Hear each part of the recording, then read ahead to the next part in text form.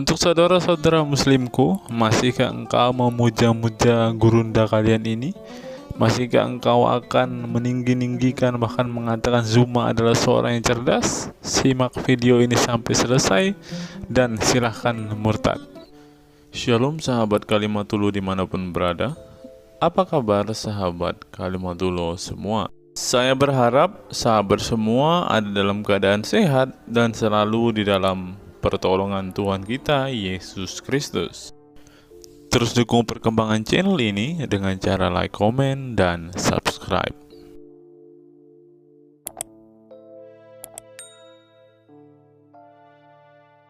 Sebelum kita masuk dan fokus membahas video kita hari ini, teman-teman, kita dengarkan kesaksian pujian dari Bang Kay dulu ya, teman-teman.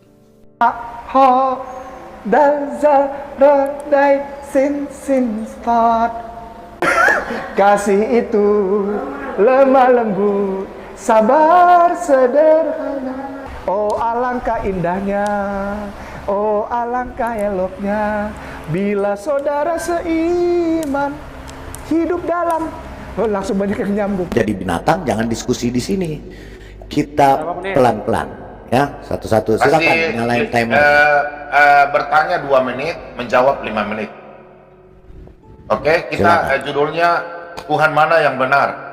Oke, ya, itu ya, bukan Tuhan yang mana yang benar, kita buktikan yang mana Tuhan yang mana setan. Oke. Ya sudah kan. Oke, silakan. Siapa yang mau mulai? Oke. Siapa yang mau mulai nih? Kita sebentar, karena dia tamu, kasih aja duluan. Silakan Suma.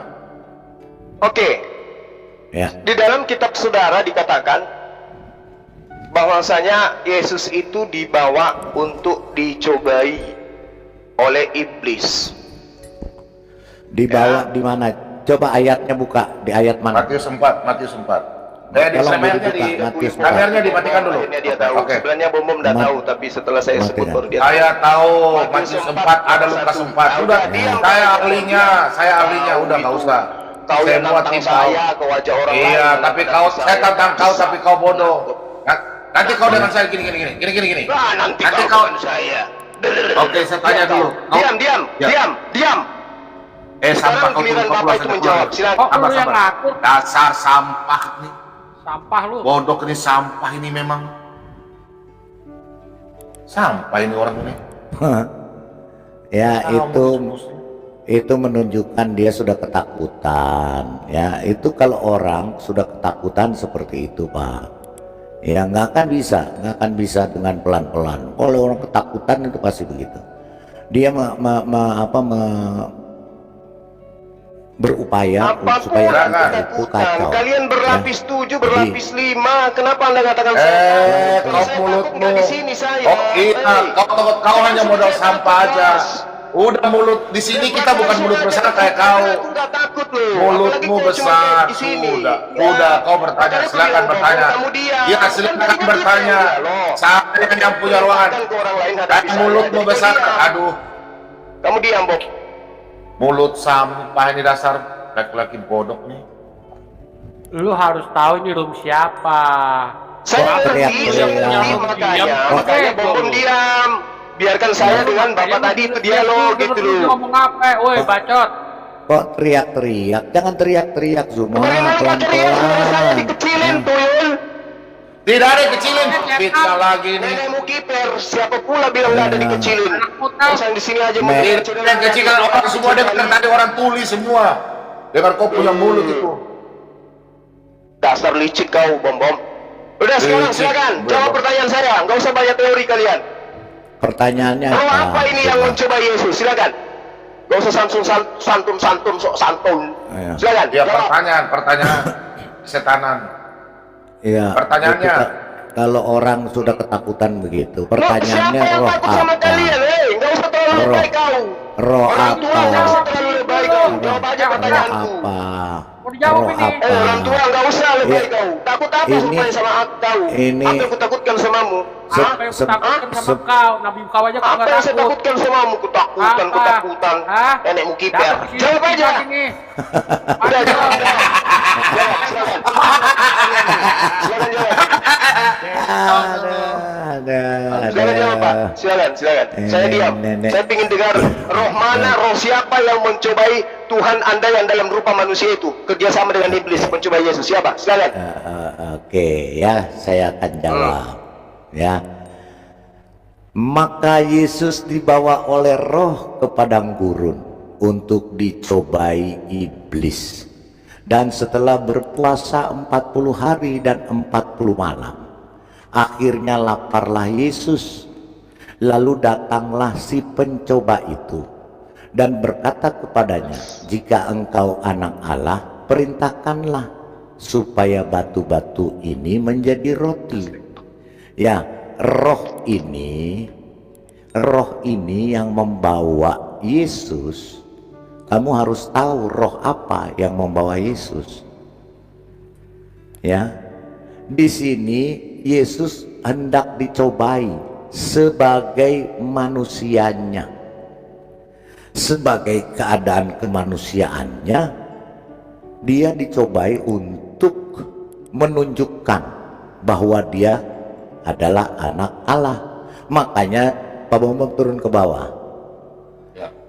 Ya. Nah, di sini kemudian iblis membawanya. Jadi yang membawa itu iblis. Iblis membawanya ke kota suci dan menempatkan dia di bubungan bait Allah. Lalu katanya kepadanya, jika engkau anak Allah, jatuhkanlah dirimu ke bawah, sebab ada tertulis mengenai engkau, ia akan memerintahkan malaikat-malaikatnya dan mereka akan menatang engkau. Terus Pak Bombo. Ya, Yesus berkata, karena si iblis ingin mencobai Yesus di dalam keadaannya sebagai manusia, tetapi roh yang ada di dalamnya adalah roh Elohim sendiri, yang adalah Elohim sendiri. Ya, Yesus mengatakan ada pula tertulis, karena si iblis ini memakai ayat Alkitab juga. Ya, seperti nggak jauh beda dengan kaulah Zuma. Ini si iblis memakai ayat Alkitab, karena di sini dikatakan jika engkau anak Allah, sebab ada tertulis mengenai engkau, ia akan memintakan malaikat-malaikatnya. Di sini dia sedang menguji Yesus itu Tuhan dan anak Tuhan atau bukan. Maka Yesus berkata, ada pula tertulis, janganlah engkau mencobai Tuhan Elohimmu. Di sini Yesus mau mengatakan bahwa saya adalah Tuhan. Jadi kamu iblis jangan mencobai saya. Itulah roh yang mencobai, yang membawa Yesus untuk dicobai di padang gurun. Itu letaknya padang pencobaan itu di Yeriko. Saya sudah ke sana Zuma. Ya, saya sudah jawab Anda. Sekarang giliran saya yang bertanya. Ya. Zuma, tolong kau tunjukkan. Ya, kau jelaskan tentang ayat Al-Qur'anmu. Al-Hijr ayat 6, tolong buka Pak Bambang. Al-Hijr 15, tolong Pak penggugat. Time-nya dikasih mati dulu. QS 15 ayat 6. Pak penggugat, QS 15 ayat 6. Ya, bentar. Saya stop dulu. Ya. Kalau begini kan enak diskusi, ya, jelas. Jadi kelihatan siapa yang Al-Hijr. Ya, tolong diangkat. Kita berbicara dengan datanya.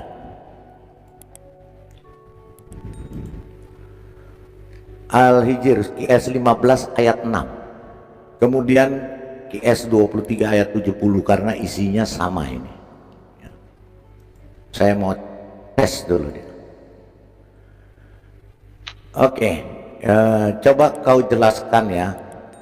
Kalau dia nggak mau baca, Zuma kau jelaskan. Zuma kayaknya ada suara, ada gangguan ini, gangguan signal.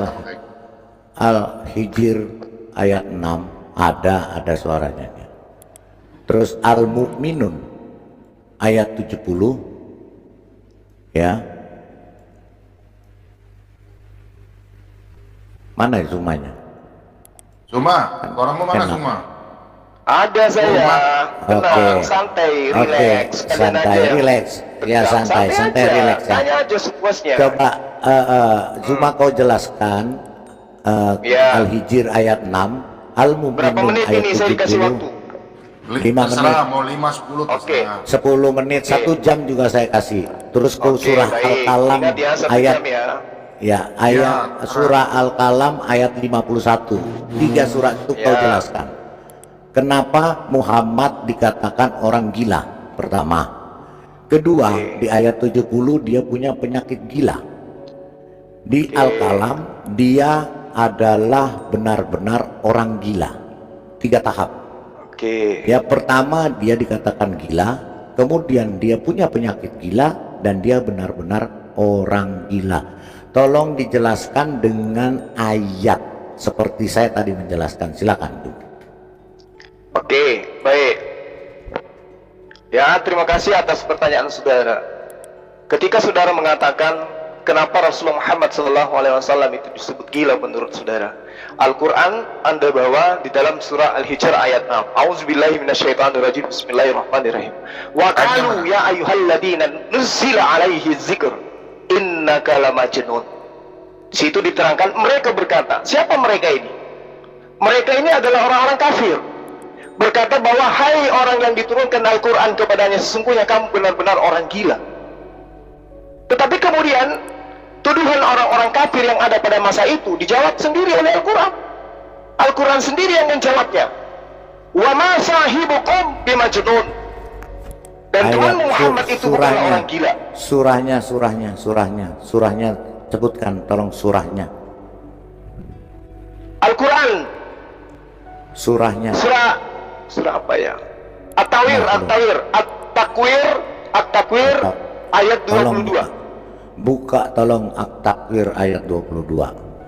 Ya. Ini giliran saya menjelaskan, Pak. Iya. Iya, nanti Catat time-nya kita kasih stop, Pak Subang. Silakan aja. Catat aja, nanti setelah itu Bapak belajar. Mudah-mudahan Bapak Oke. dapat hidayah. Iya. Oke? Iya, jadi gini, simak dulu pertanyaannya, Suma.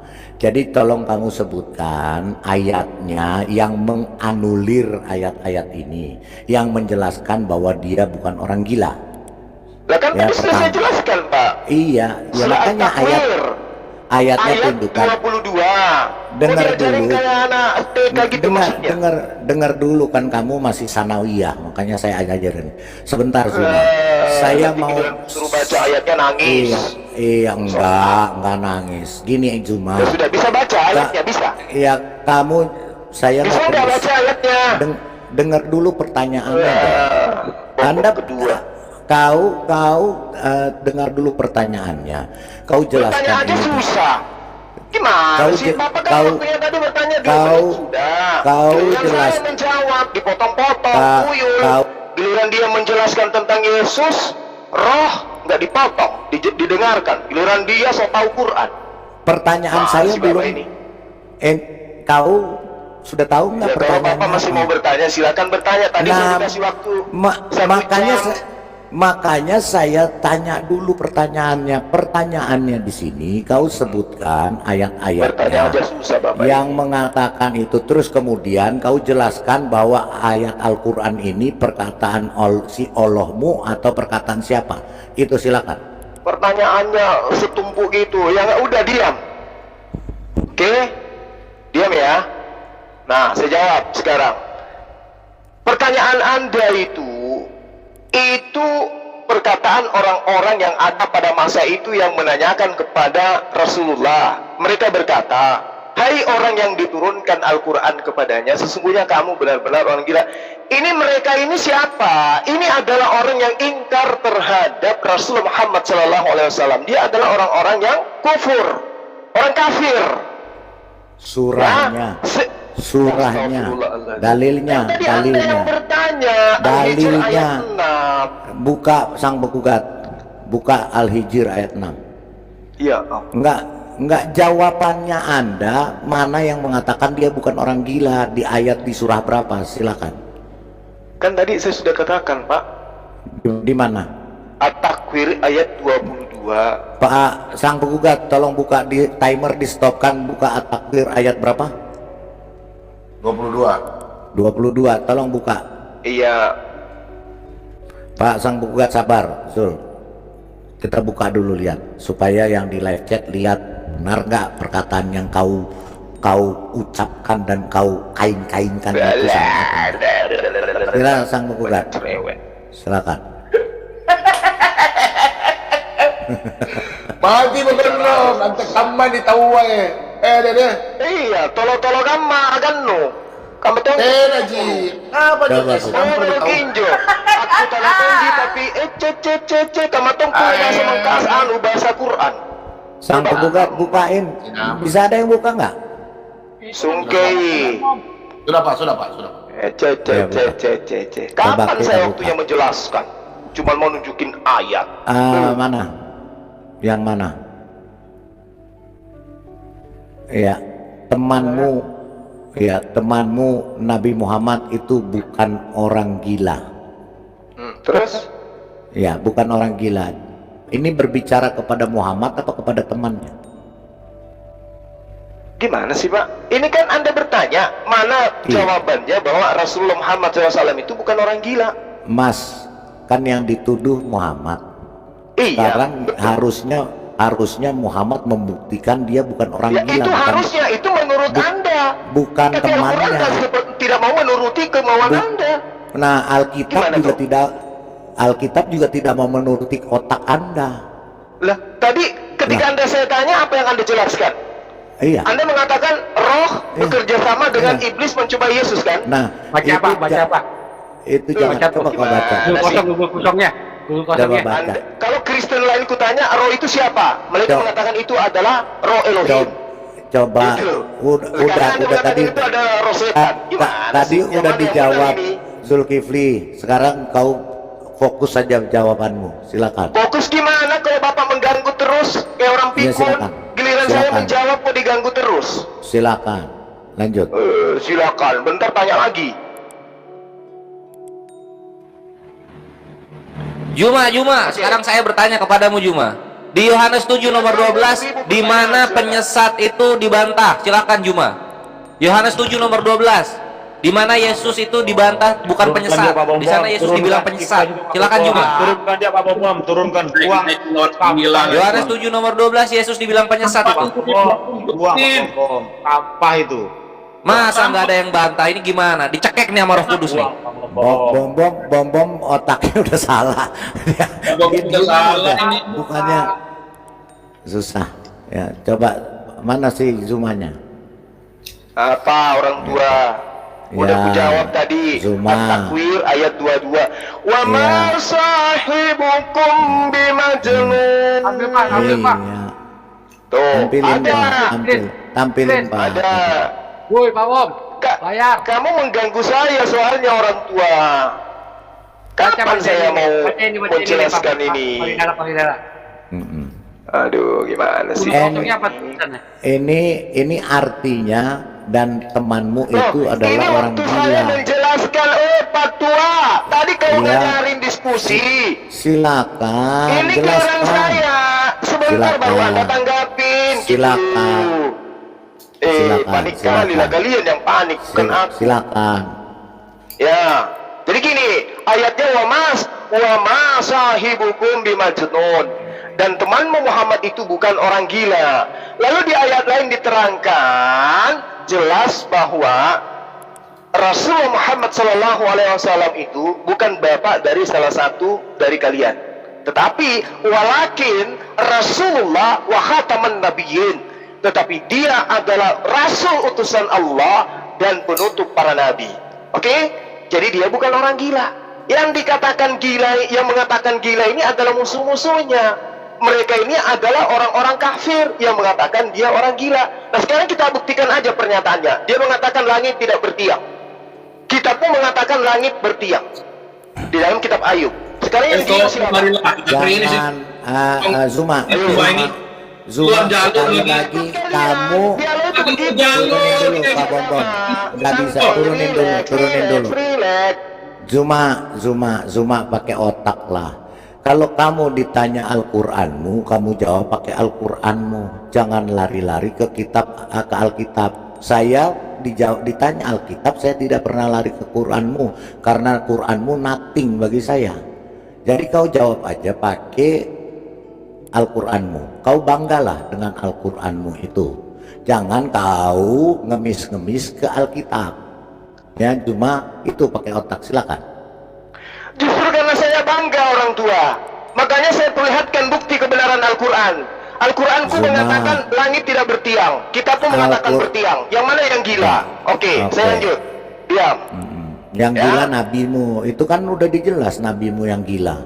Itu udah ditulis. Yesus diterangkan di dalam kitabmu juga gila dan dipercaya Enggak ada itu ini nabimu.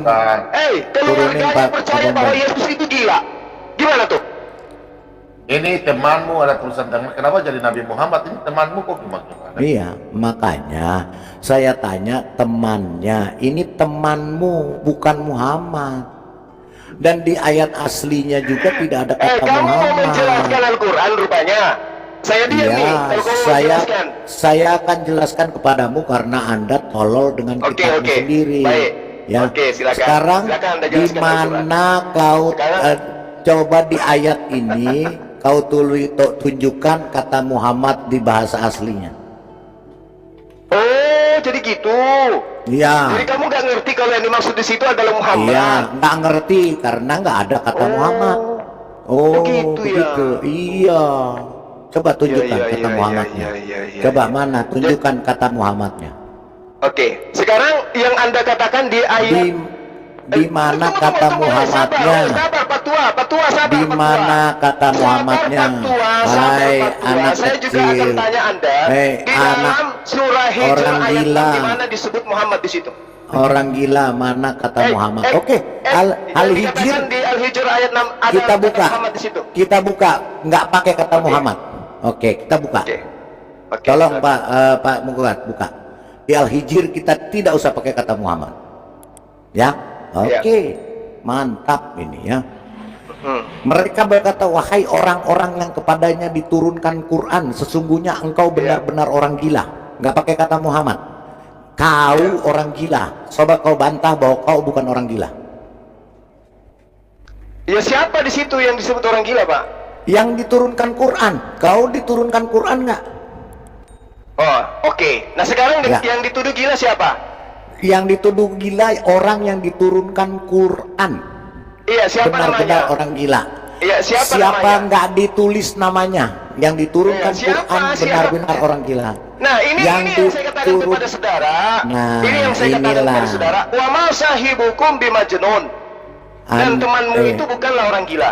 Siapa yang dimaksud di situ, Pak? Zuma, tadi kau minta kembali ke ayat ini kan, kita baca sama-sama. Iya, betul. Mereka berkata, wahai orang yang kepadanya diturunkan Al-Quran, sesungguhnya engkau benar-benar orang gila. Yang diturunkan Quran itu siapa? Nah, terus? Nah, kau terima Quran nggak? Kau percaya Quran nggak? Kau percaya Quran nggak? Yang disebut gila siapa? Yang disebut gila siapa? Yang diturunkan Quran, kau terima Quran nggak? Iya, makanya kan Bapak nanya, yang tidak gila itu kok tidak disebutkan namanya? Yang disebutkan orang gila, yang tidak gila tidak disebutkan di sini. Jadi yang diturunkan Quran itu orang gila. Kau diturunkan Quran nggak? Kau percaya Quran nggak? Kau orang gila bukan? Kau orang itu gila tuduhan bukan? orang-orang terhadap dia yang diwahyukan Al-Quran kepadanya, berarti baginda Rasulullah Muhammad SAW. Nah, nggak ada kata Muhammad di sini. Nggak ada kata Muhammad. Nah, terus kenapa Anda cari nama Muhammad di dalam ayat yang saya tunjukkan kepada saudara? Nggak ada. Saya setuju. Saya sangat yang Anda tunjukkan juga pun saya katakan nggak ada nama Muhammad, yang kutunjukkan juga nggak ada. Terus apa masalahnya? Zuma, makanya kelasmu masih sama dia. Makanya saya ajarin. Bapak mengatakan tidak ada Nabi Muhammad SAW. Makanya saya ajarkan. Siapa yang dituduh gila, Pak? Saya tanya Anda, siapa yang dituduh gila? Itu baca dong. Tadi naikkan lagi, Bu. Iya, yang diturunkan Quran. Yang diturunkan Quran siapa, Zuma? Ya, berarti baginda Rasulullah Muhammad SAW kan? Nggak ada kata Muhammad di situ. Nah, lalu siapa? Al-Quran itu diturunkan kepada siapa? Nggak tahu, kau jawab, deritamu itu. Oh, nggak tahu. Siapa? Itu kitabmu. Nggak Ya, tahu. waktu saya udah Nggak habis, tahu. giliran saya sekarang. Nggak bisa, kau belum jawab ini. Loh, Belum giliran saya kau- sekarang, Pak. Belum kau 5 menit jawab. saya menjawab Belum. diganggu sama Anda. Belum kau jawab. Kau jawab ini dulu. yang mau mewakili bom Orang. pada saya.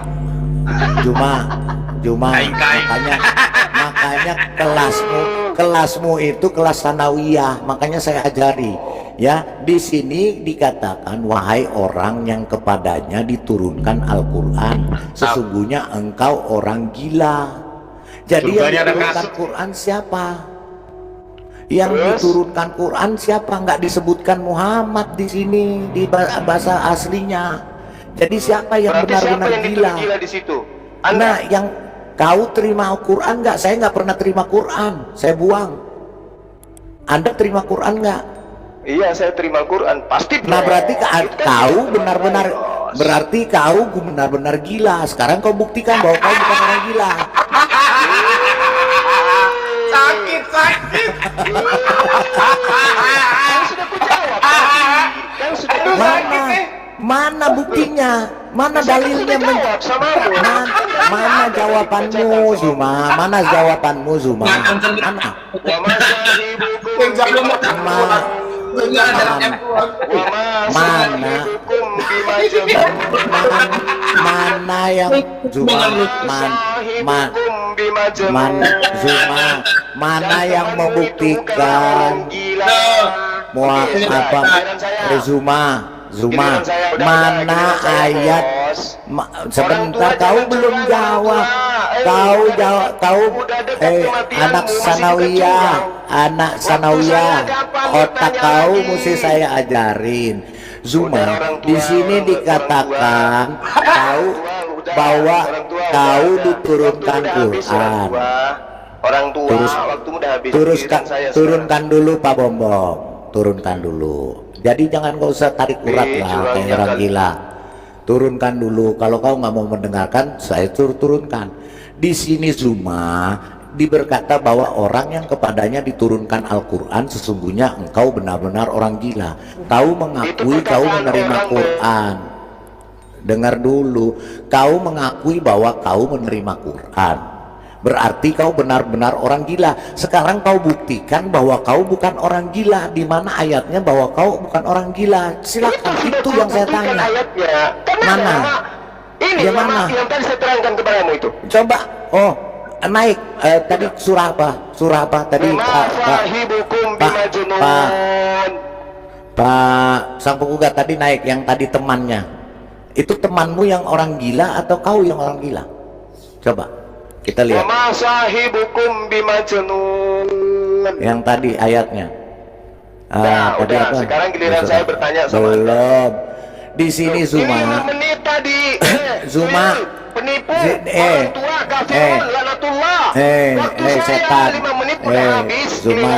Giliran saya Zuma, bertanya samamu. di orang sini tua. kata-katanya temanmu itu bukanlah orang gila. Di sini temanmu, mana kau buktikan bahwa kau bukan orang gila?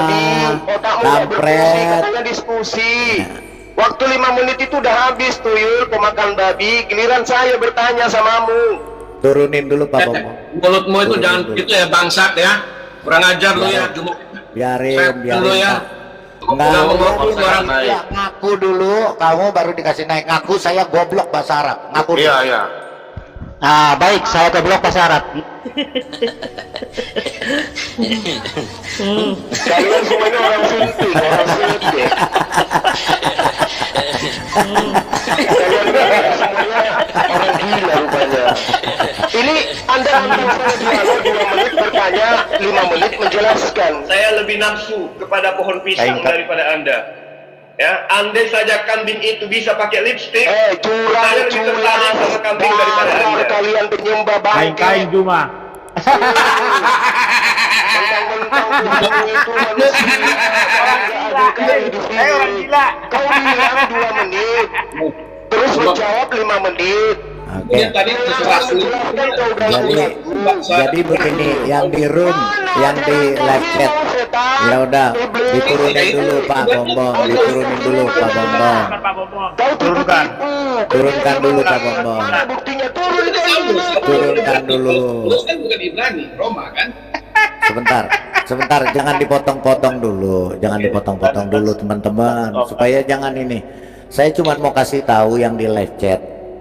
Berarti Zuma mengakui dia adalah orang gila sesuai tadi surah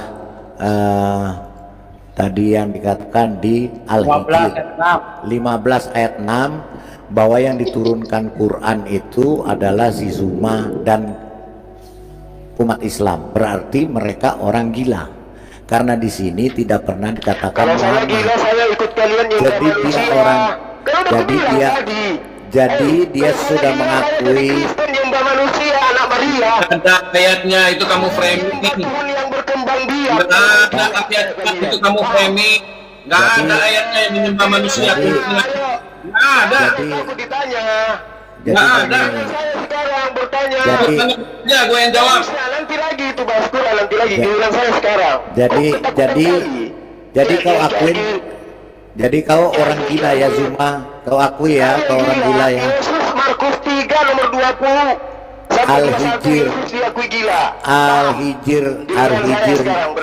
Al-Hijr ayat 6 itu mengatakan Aceh ini dulu.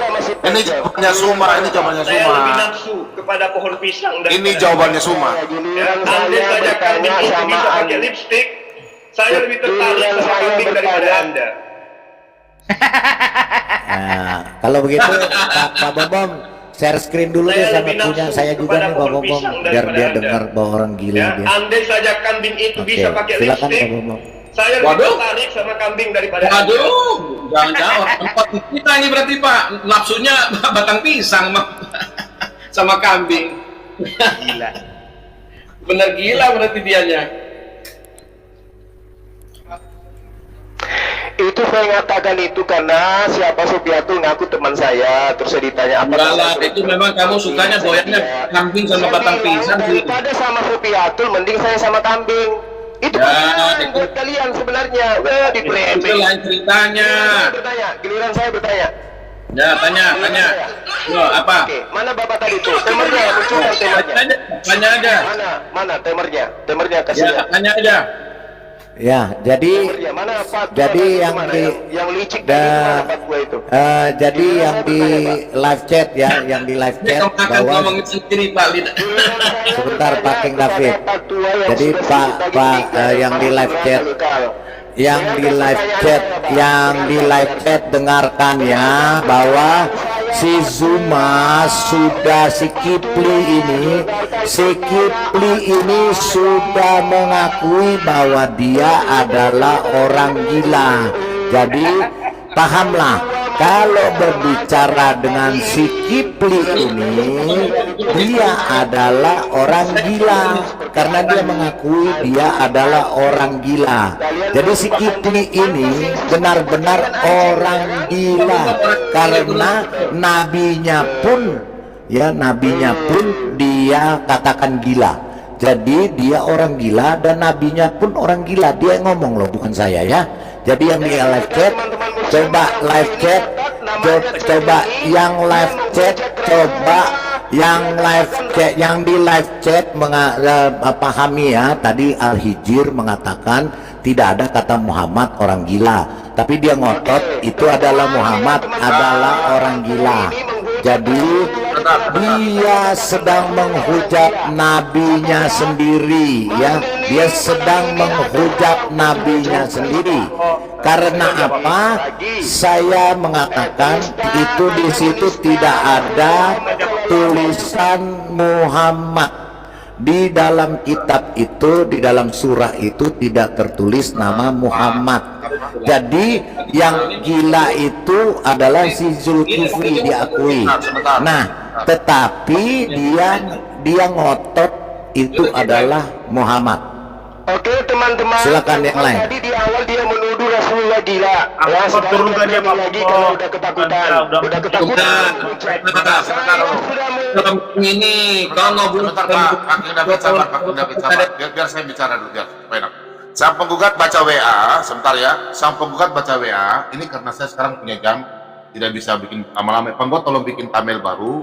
Kita bikin thumbnail baru tuh, supaya nanti kita tutup dulu, baru kita lanjut supaya time baru ya. Ya, boleh penggugat. Oke. Bikin thumbnail baru. Oke. Iya, nanti kita bikin thumbnail baru. Karena ini thumbnailnya, dengar dulu. Iya, sabar. Saya mau bikin thumbnail baru. Karena ini thumbnailnya saya dengar. Saya mau bikin thumbnail tentang Zuma di Sholat BM2 supaya thumbnailnya enak. Ini kan thumbnailnya kan Pausang. Saya mengundang Pausang. Kita bikin ulang aja supaya kita bisa mulai, oke? Pasang buat bikin dulu, baru kita tutup, baru kita mulai lagi dengan thumbnail baru ya. Nanti masuk lagi. Oke. Ya, jadi gini Pak Bambam, sebelum ditutup. Ya.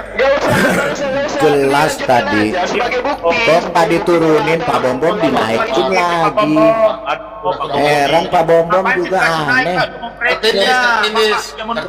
Ya sudah, tenang. Saya bikin thumbnail baru. Gini, memframing dia kata-kata itu. boleh saya ngomong? Boleh nggak saya ngomong? Kalau nggak, ya sudah.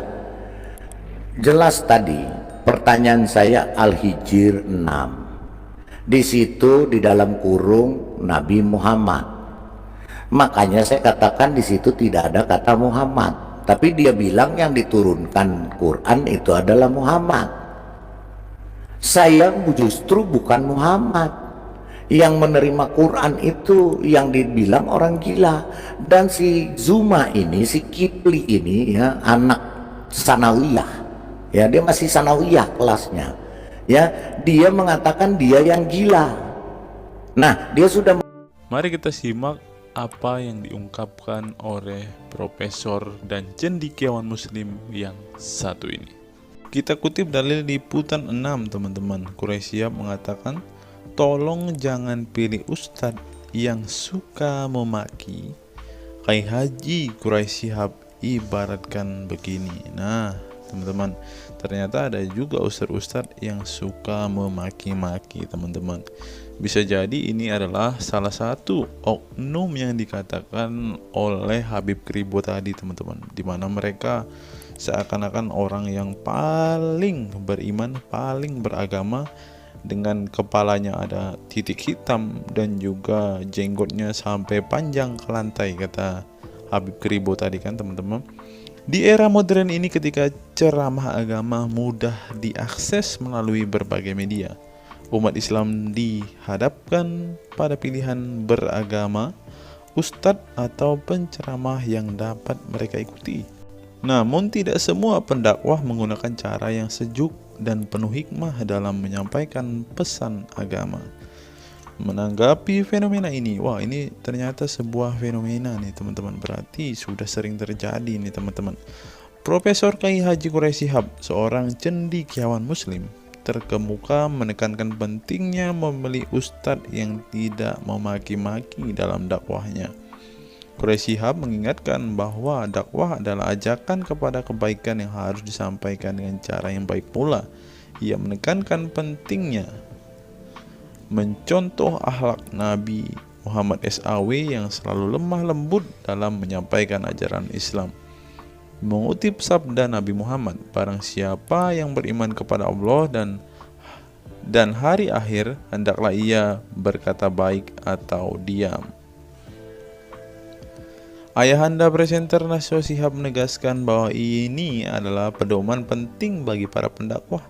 Kata-kata yang baik dan penuh hikmah lebih efektif dalam menyentuh hati dan menggerakkan orang untuk berubah ke arah yang lebih baik.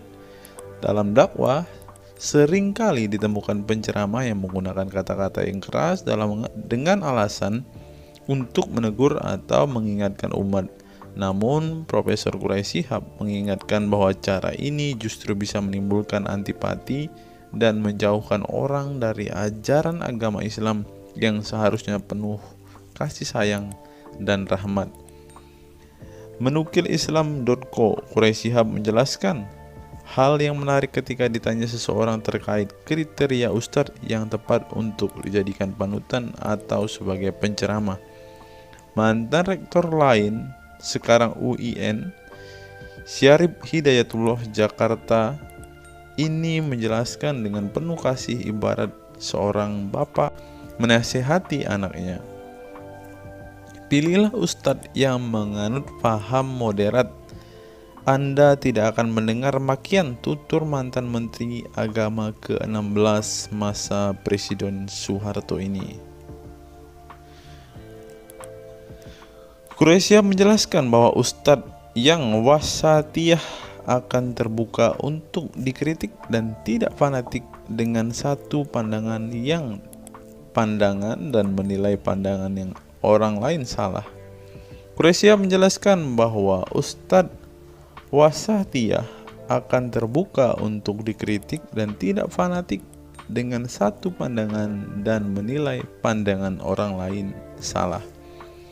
Ustadz yang wasatiyah memahami bahwa jalan menuju agama itu besar dan memiliki jalan-jalan kecil untuk menuju jalan besar itu. Karena dalam rincian ajaran agama yang Tuhan tanyakan adalah hasilnya, misalnya 5 tambah 5, 10, tapi bisa juga 7 tambah 3, lanjutnya. Salah satu ciri ustadz yang wasatiyah menurutnya adalah berpengetahuan luas. Ustadz yang berpengetahuan luas akan mampu menilai dan menghargai suatu pendapat, sedangkan ustadz yang sempit pengetahuannya akan mudah menyalahkan. Semakin luas pengetahuan seseorang, semakin besar toleransinya. Semakin sempit, semakin bodoh tandasnya. Nah, teman-teman muslim, silahkan kalian mau milih ustadz yang modelnya seperti ini. Karena ustadz yang berilmu itu seperti yang dikatakan oleh Bapak Quraisyah ini, bahwa mereka pasti adalah orang yang sangat toleransi. Tetapi jika ustadzmu kamu dapati tidak bisa bertoleransi atau orang yang intoleran, maka mereka bisa dikatakan ustadz yang BODOH, kata Quraisyah. Nah, pertanyaannya adalah, apakah Zuma termasuk standar ustadz yang baik atau ustadz yang toleran? Mari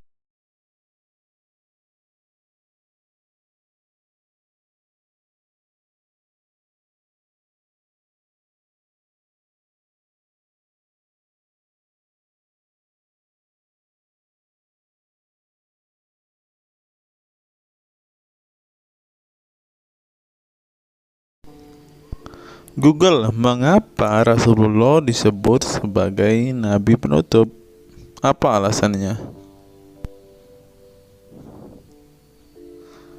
Alasannya mengapa Nabi SAW disebut Rasul terakhir adalah karena Allah SWT telah menunjukkan langsung sebagai penutup para nabi dan rasul. Hal ini tercantum dalam Al-Quran yang merupakan firman Allah. Di sini dituliskan, mengapa Muhammad atau Nabi SAW disebut Nabi terakhir? Mari kita baca ya.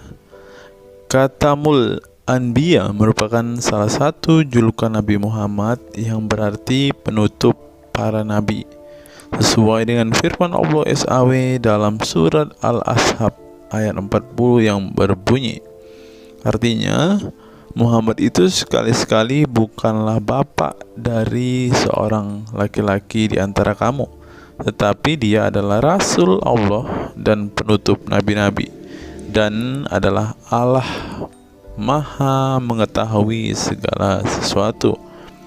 Nabi Muhammad SAW merupakan nabi terakhir yang Allah utus untuk menyempurnakan agama-agama sebelumnya. Al-Quran merupakan kitab Allah yang menyempurnakan kitab-kitab sebelumnya, sehingga tidak perlu ada kitab lain karena Al-Quran merupakan kitab Allah yang menyempurnakan kitab-kitab sebelumnya, sehingga tidak perlu ada kitab lain karena Al-Quran sebagai kitab terakhir. Maka dapat diartikan bahwa tidak ada lagi nabi setelah Nabi Muhammad SAW.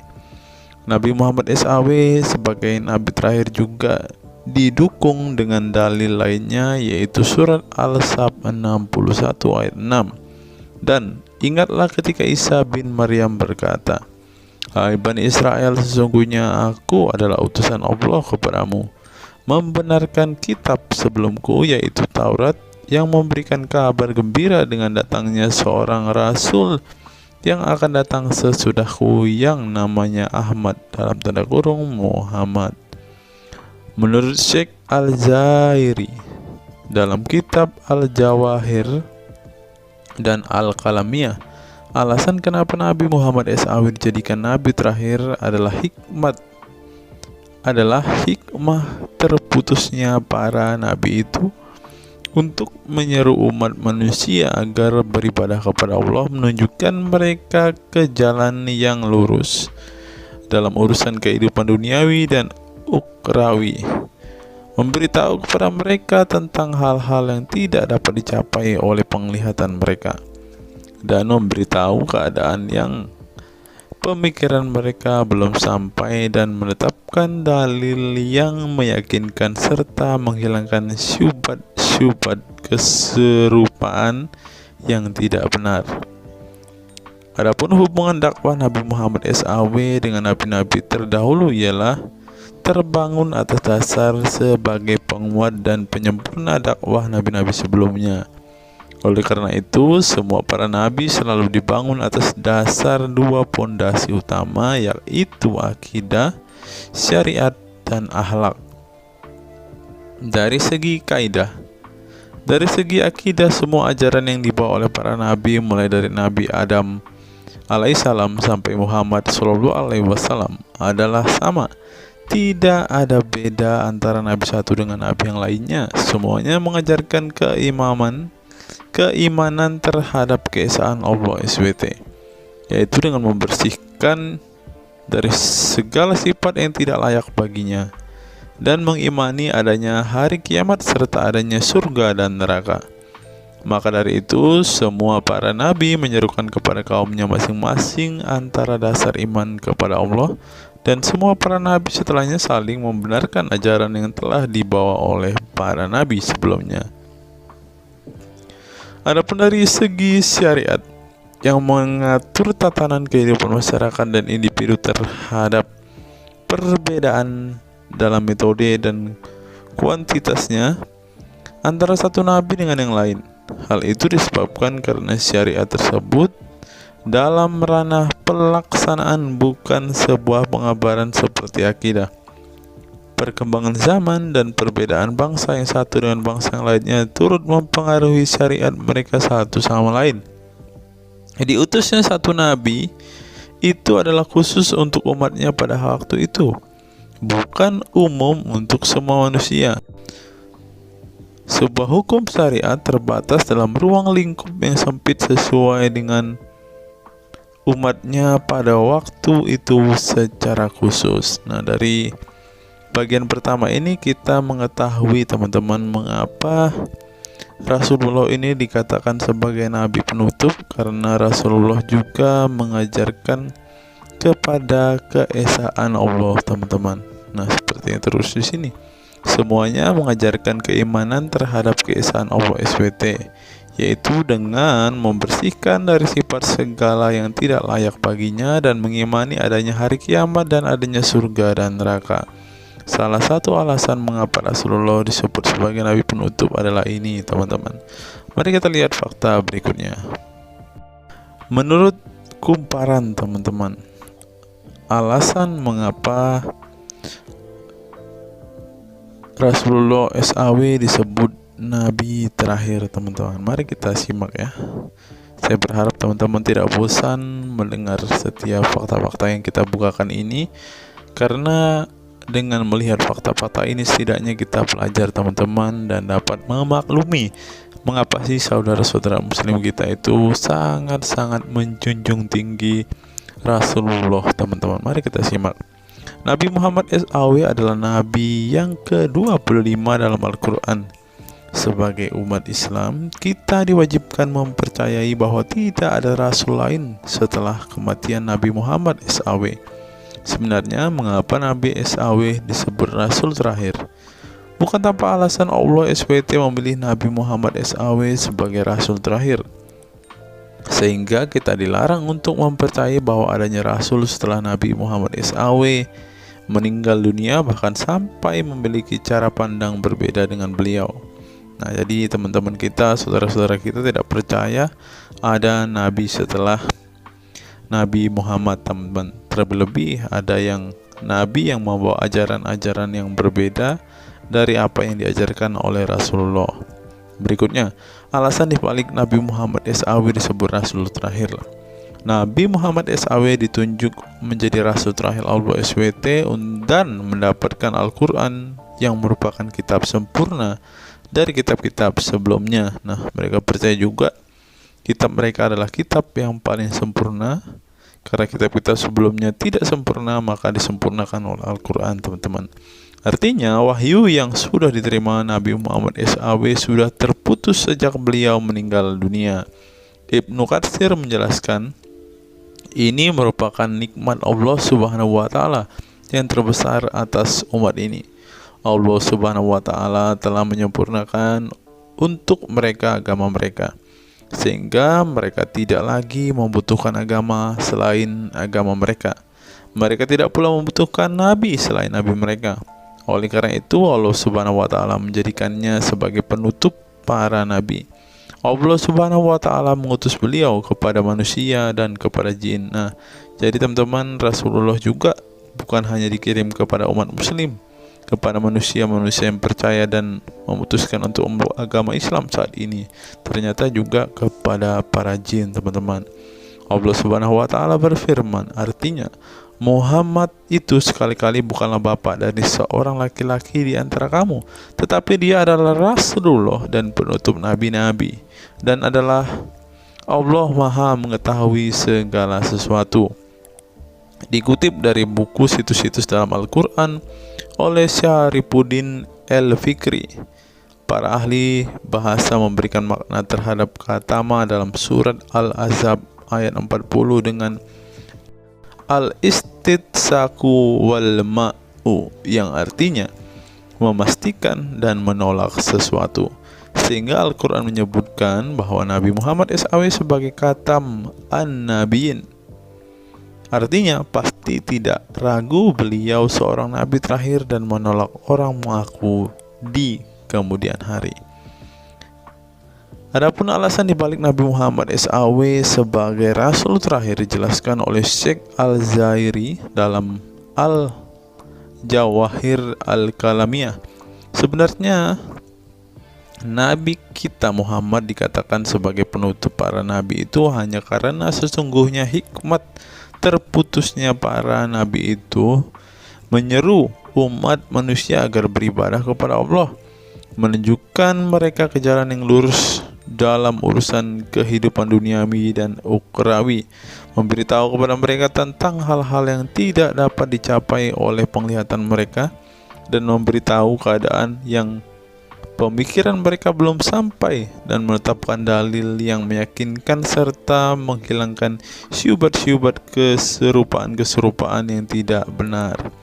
Karena itu umat manusia tidak memerlukan lagi kepada nabi sesudah Nabi Muhammad, sebab syariatnya telah mencapai batas kesempurnaan.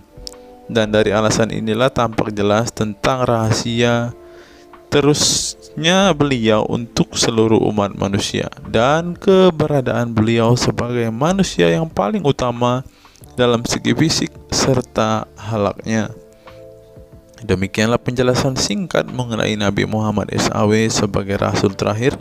Semoga dengan mengetahuinya dapat menambah meneladani beliau sebagai sosok yang sempurna. Yang perlu diingat, jangan menghujat ya teman-teman.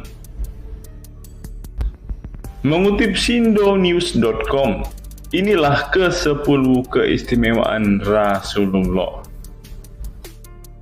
Yang pertama, air liur Rasulullah menjadi obat. Dari Sahl bin Sa'ad berkata, saat Rasulullah dan para sahabat akan berperang di Khaibar, Rasulullah bersabda bahwa ia akan memberikan bendera kepada seorang pria yang cinta dan dicintai oleh Allah dan Rasul-Nya, dan Allah akan memberikan kemenangan. Rasulullah mencari Sayyidina Ali, akan tetapi para sahabat mengatakan bahwa Ali sedang mengalami sakit mata. Rasulullah memerintah para sahabat untuk mendatangkan Ali kepada beliau. Kemudian Rasulullah meludahi kedua matanya dan mendoakannya. Seketika itu sakit matanya sembuh seakan-akan tidak ada bekas sakit sebelumnya. Kemudian sahabat Khalid bin Ali mengaku pernah digigit kalajengking di kakinya. Lalu Nabi meludahi kakinya dan mengusapnya. Seketika hilang sakit dan berhenti darahnya keluar. Khalid bin Ali mengatakan, aku digigit oleh kalajengking ketika aku di dekat Nabi Muhammad, lalu beliau meludahi kakiku dan mengusapnya. Yang kedua, rambut beliau membawa berkah. Sahabat Khalid bin Walid radhiyallahu anhu tak pernah kalah di medan perang. Di setiap perang, Khalid selalu meraih kemenangan dan membuat nyali musuh ketakutan. Ternyata penyebabnya tak lepas dari keberkahan rambut Nabi Muhammad yang selalu dia bawa ketika perang. Rambut beliau juga dijadikan sebagai obat bagi orang sakit. Yang ketiga, keringat Nabi Muhammad menjadi minyak wangi. Anas bin Malik menceritakan keberkahan keringat Nabi Muhammad sebagai minyak wangi. Beliau mengatakan Nabi masuk ke rumah kami dan beliau qailullah, tidur siang di tempat kami. Ketika tidur itu Nabi berkeringat, kemudian ibuku datang membawa botol dan keringat Nabi Muhammad ditampung ke dalam botol itu. Kemudian ketika Nabi bangun dari tidurnya, beliau bertanya kepada ibuku, wahai Ummu Sulaim, apa yang sedang engkau perbuat? Ummu Sulaim mengatakan, ini keringatmu wahai Rasulullah, aku jadikan minyak wangi dan ini adalah minyak wangi yang paling wangi. Yang keempat, tidak memiliki bayangan. Asyadid Muhammad bin Alawi Al-Maliki dalam kitabnya Mafahim Yazid Antus Hahaha menyebut di antara kekhususan Nabi Muhammad adalah tidak memiliki bayangan.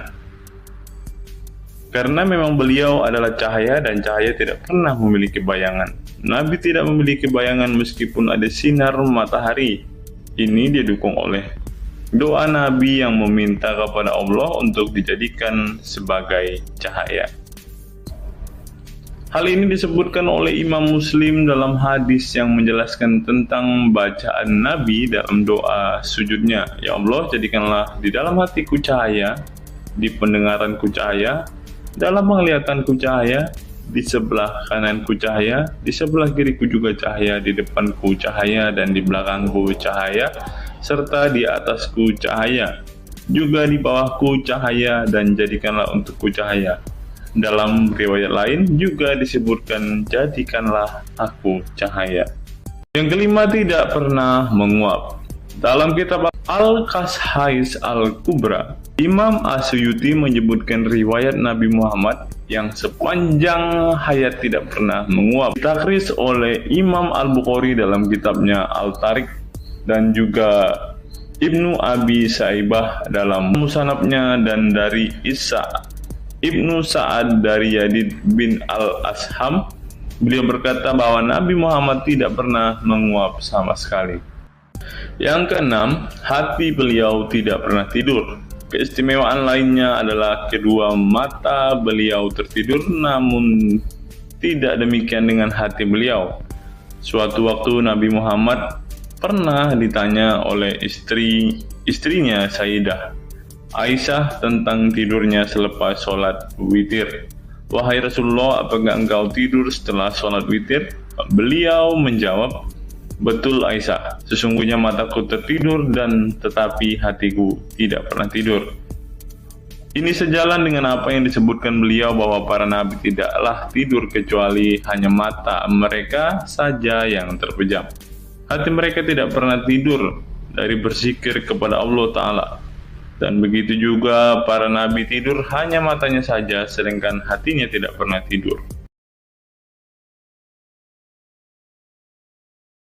Yang ketujuh, jubah beliau sembuhkan orang sakit. Asma bintu Abu Bakar radhiyallahu anhu bertaburuk dengan jubah Nabi. Dari Abdullah bin Kaisan berkata, diperlihatkan kepadaku sebuah jubah tayalisah dari Kisra dan kerahnya berbahan dibaj. Juga kedua sisinya dijahit dengan dibaj. Asma berkata kepada budaknya, "Wahai Abdullah, jubah ini dahulu ada pada Aisyah hingga ia wafat.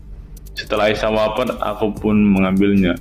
Dulu Rasulullah sering memakai jubah ini. Kami pun biasa mencuci jubah ini dengan air untuk menyembuhkan orang yang sakit." 8. Darah bekam Nabi diminum sahabat. Darah Rasulullah benar-benar barokah. Sahabat Abdullah bin Zubair radhiyallahu anhu pernah meminum darah Nabi. Diceritakan Abdullah datang kepada Rasulullah ketika beliau sedang berbekam. Setelah Rasulullah selesai, maka beliau memberikan darah berbekam itu sambil berkata, "Pergilah dan sembunyikan darah ini dari manusia." Maka aku pergi dan meminum darah itu. Selepas itu aku mendatangi Rasulullah kembali. Lalu Rasulullah bertanya, "Apa yang kamu lakukan?" Abdullah menjawab, "Aku sudah sembunyikan darah itu di tempat yang tidak boleh dilihat oleh manusia." Baginda Nabi berkata lagi, "Jangan-jangan kamu telah meminumnya?" Beliau menjawab, "Ya, aku telah meminumnya, wahai Rasulullah." Setelah meminum darah itu, Nabi Muhammad berkata kepada Abdullah, "Sungguh engkau telah menjaga dirimu dari api neraka." Yang ke-9, tidak pernah ihtilam atau dalam tanda kurung mimpi basah. Ihtilam adalah keluarnya air mani karena sebab mimpi atau fantasi. Di Indonesia sering disebut dengan mimpi basah. Dan itu tidak pernah terjadi pada Nabi Muhammad. Dalam kitab hadis Al-Mu'jam Al-Kabir, Imam At-Tabarani mengeluarkan sebuah riwayat dari Ibnu Abbas bahwasannya Nabi Muhammad tidak pernah ihtilam atau mimpi basah. Yang ke-10 yang terakhir, teman-teman, dapat melihat dan mendengarkan ringkihan langit. Dari sahabat Abu Dzar, Nabi Muhammad bersabda, "Sesungguhnya aku melihat apa yang kalian tidak lihat, dan aku mendengar apa yang kalian tidak dengar, ringkihan langit. Dan memang pantas langit bersuara ringkih, karena di setiap jarak 4 jari di langit ada malaikat yang menaruh keningnya dan sujud kepada Allah. Demi Allah, seandainya kalian mengetahui apa yang aku ketahui, kalian akan sedikit tertawa dan banyak menangis." Keistimewaan lain dari Nabi Muhammad disebutkan ketika beliau buang air tidak ada bekasnya sama sekali. Dalam kata lain, semua kotoran beliau ditelan bumi, tak sedikit pun yang tertinggal. Beliau juga mampu melihat ke belakang dengan jelas sebagaimana beliau melihat ke depan. Itulah ke-10 keistimewaan Nabi Muhammad yang juga menjadi bukti kenabian beliau. Rasulullah adalah manusia sebagaimana umatnya, akan tetapi Allah menjadikan beliau sebagai manusia yang tidak seperti manusia pada umumnya.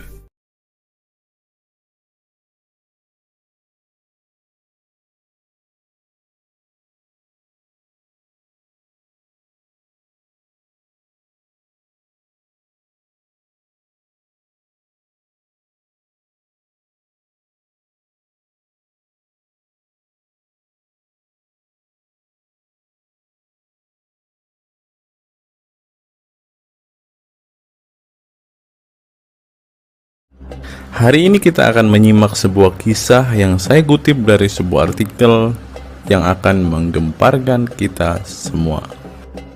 Karena kisah ini berisi sebuah cerita tentang para sahabat Nabi Muhammad yang katanya masuk surga. Bagaimana mungkin para sahabat ini bisa masuk surga? Sedangkan junjungan mereka sendiri pun tidak mempunyai kepastian surga. Seperti yang diungkap Bapak Quraisy Shihab berikut ini. Tidak benar, saya ulangi, tidak benar bahwa Nabi Muhammad sudah dapat jaminan surga. Mendengar apa yang dikatakan Bapak Quraisy Shihab tadi, jelaslah bahwa Rasulullah pun tidak pasti masuk surga. Bagaimana mungkin para sahabat masuk surga jika sang junjungan sendiri tidak punya kepastian surga? Memang sedikit aneh sih teman-teman. Nabi tidak pasti masuk surga, tapi para sahabat masuk surga. Mungkinkah para sahabat lebih baik dari sang Nabi? Untuk itu, mari kita simak kisah para sahabat Nabi berikut ini dan temukan alasan mengapa mereka bisa masuk surga. Kisah sahabat Nabi Muhammad SAW yang dijamin masuk surga oleh Allah SWT. Semua manusia pasti menginginkan masuk surga Allah SWT, namun tidak semua jiwa bisa masuk surga. Ada banyak tantangan dan perjalanan yang sangat panjang yang harus dihadapi umat Islam hingga mendapat kesempatan ala SWT untuk masuk surga. Itu juga belum tentu langsung masuk surga. Mungkin harus ke neraka untuk menghapus dosa-dosa terlebih dahulu. Meski demikian, kita bisa belajar dari kisah sahabat Nabi Muhammad SAW yang dijamin masuk surga Allah. Mereka tidak begitu saja mendapat tempat yang keindahannya kekal abadi. Berbagai ujian keimanan dan fisik dalam mengarungi kehidupan mereka di jalan Allah SWT. Siapa sajakah sahabat Nabi SAW yang dijamin masuk surga? Simak selengkapnya dalam ulasan berikut ini. Kisah sahabat Nabi Muhammad SAW yang dijamin masuk surga. Dalam sebuah hadis terdapat 10 sahabat Nabi SAW yang masuk surga.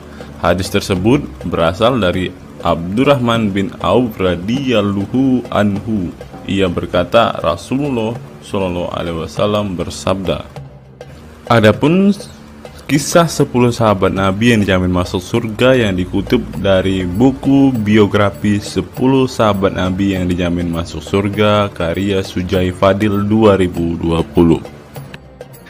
Yang pertama, Abu Bakar As-Siddiq. Abu Bakar As-Siddiq dikenal sebagai manusia terbaik setelah Nabi Muhammad SAW. Beliaulah orang pertama yang beriman kepada Nabi SAW, menemaninya dan membenarkan perkataannya. Ketika Nabi Muhammad SAW meninggal dunia, beliaulah yang dipilih menjadi imam dan melanjutkan kepemimpinan sebagai khalifah.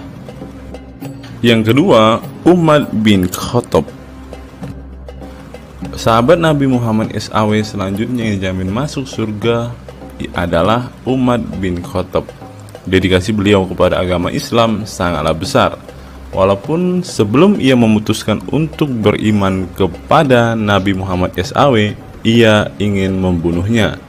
Setelah masuk agama Islam, Umar bin Khattab menjadi orang yang paling berani dan mendapat gelar Al-Furuq yang memiliki arti pembeda antara yang benar dan yang salah. Yang ketiga, Utsman bin Affan. Utsman bin Affan merupakan saudagar kaya raya, namun kekayaan tersebut tidak membuatnya sombong, namun kebalikannya. Utsman menggunakan hartanya untuk zakat, sedekah, dan infak.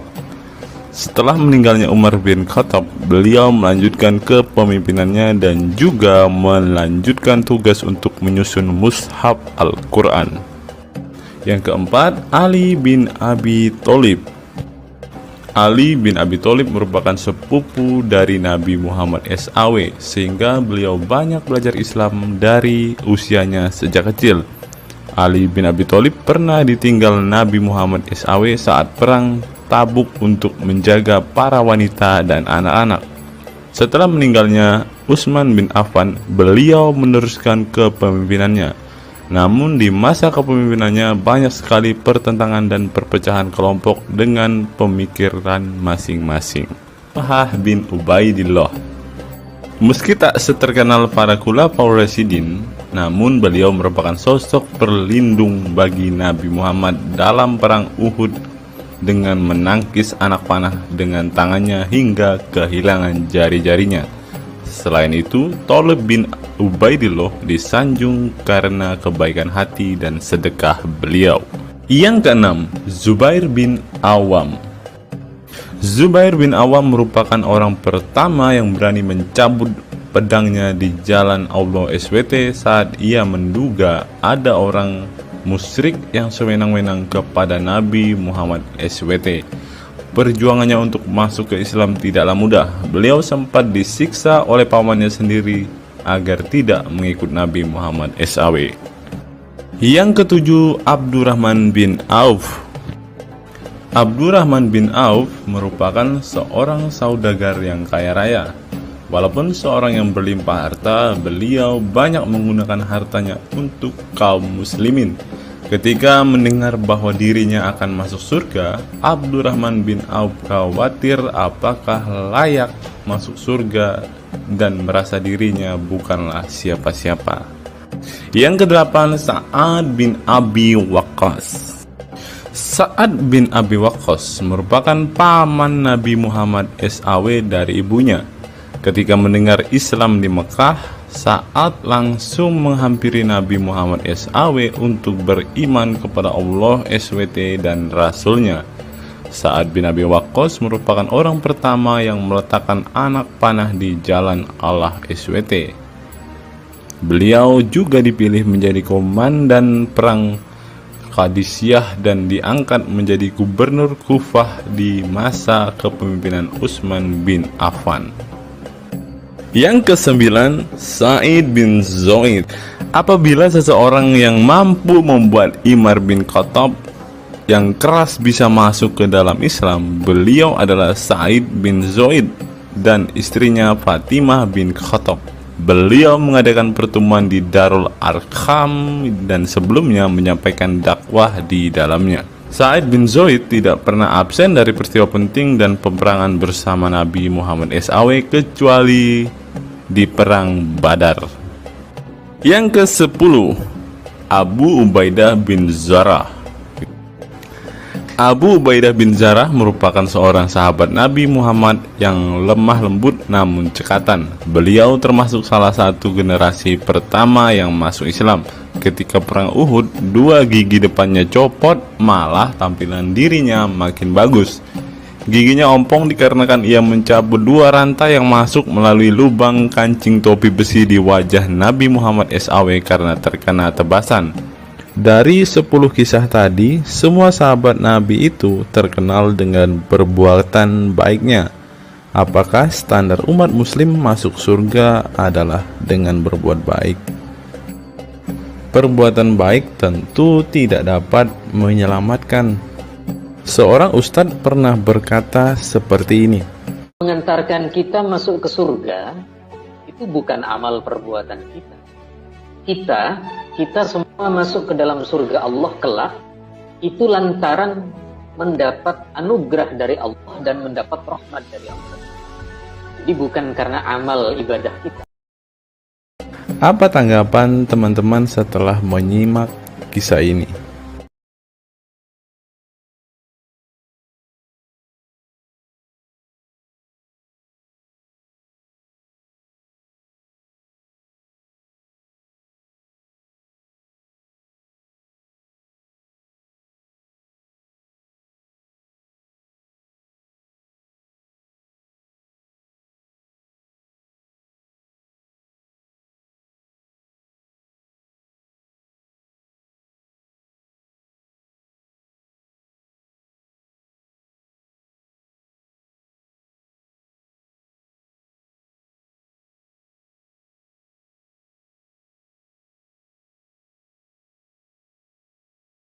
Saya teringat dengan satu perkataan seorang ustadz, teman-teman. Ustadz ini mengatakan bahwa memang benar saudara-saudara muslim kita itu hanya suka membaca Al-Quran, suka berbahasa Arab, tetapi pada kenyataannya mereka ini teman-teman ternyata adalah orang-orang yang tidak paham sama sekali dengan apa yang mereka baca, teman-teman. Dan akhirnya Ustadz ini mengatakan bahwa saudara-saudara muslim kita ini seperti keledai, teman-teman. Mari kita dengarkan apa yang disampaikan Ustadz ini. Kita bangga menghafal Al-Quran tapi tidak memahami Al-Quran. Senang mengulang berbahasa Arab tapi tidak mengerti bahasa Arab. Suka membaca Al-Quran tapi tidak memahami maknanya. Akhirnya apa? Menjadi keledai di Indonesia. Tidak sampai di situ saja, teman-teman. Menurut NU Online, seperti yang disampaikan oleh Gus Baha, ingin umat Islam banyak baca Al-Quran meski tak paham maknanya.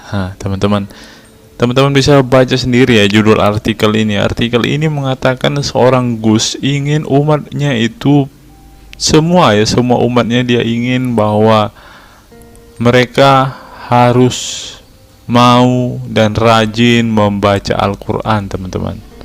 Walaupun ya pada kenyataannya apa yang mereka baca mereka tidak ketahui.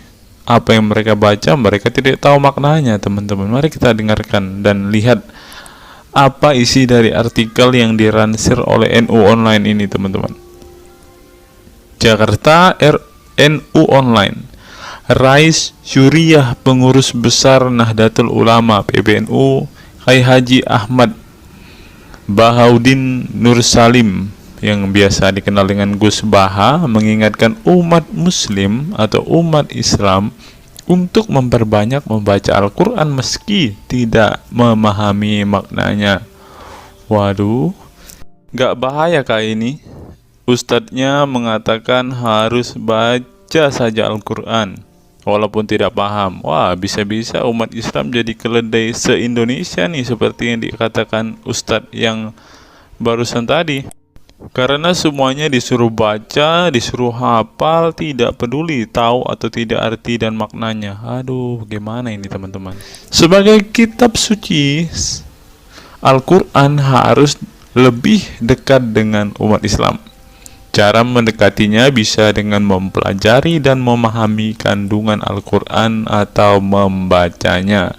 Membaca Al-Quran lebih bernilai ibadah, terutama di bulan suci Ramadan. Saya paling sangat ingin di Ramadan ini banyak membaca Al-Quran, baik membaca secara qiraatan saja atau lebih jelasnya. Sebagaimana dikutip NU Online dari akun YouTube Santri Gayeng. Menurut Gus Baha, membaca Al-Quran tidak harus menunggu paham arti dan tafsirnya. Sebab membaca Al-Quran dari huruf ke huruf sudah bernilai ibadah.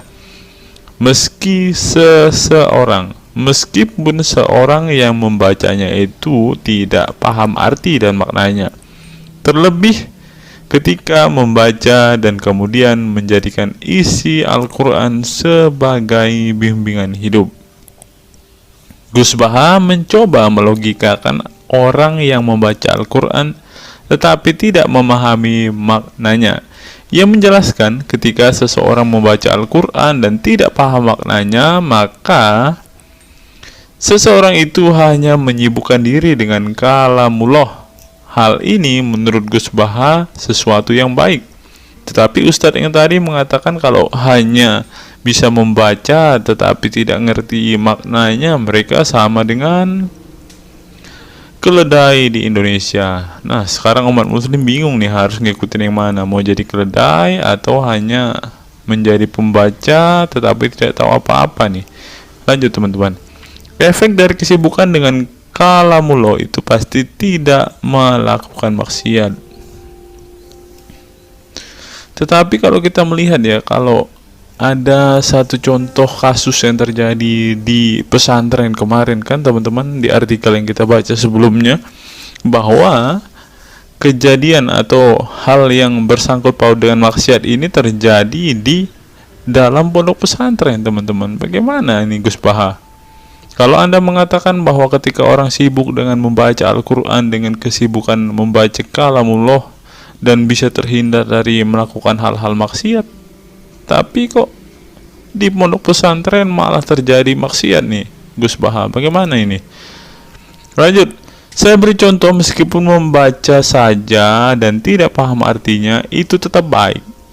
Ada orang yang semalaman itu duduk bersama keluarga, ngobrol ringan tentang masa lalu, cerita lucunya atau lucunya anaknya. Pada malam itu ditulis oleh malaikat bahwa keluarga ini tidak maksiat, tidak dugem, tidak narkoba, dan tidak ke tempat maksiat, jelasnya. Gus Baha mengatakan keberkahan dari seorang muslim atau muslimah menyibukkan diri bercengkrama bersama keluarga, asik guyon dengan teman dan tetangga adalah tidak melakukan maksiat dan tidak macam-macam, apalagi jika saat itu membaca Al-Quran.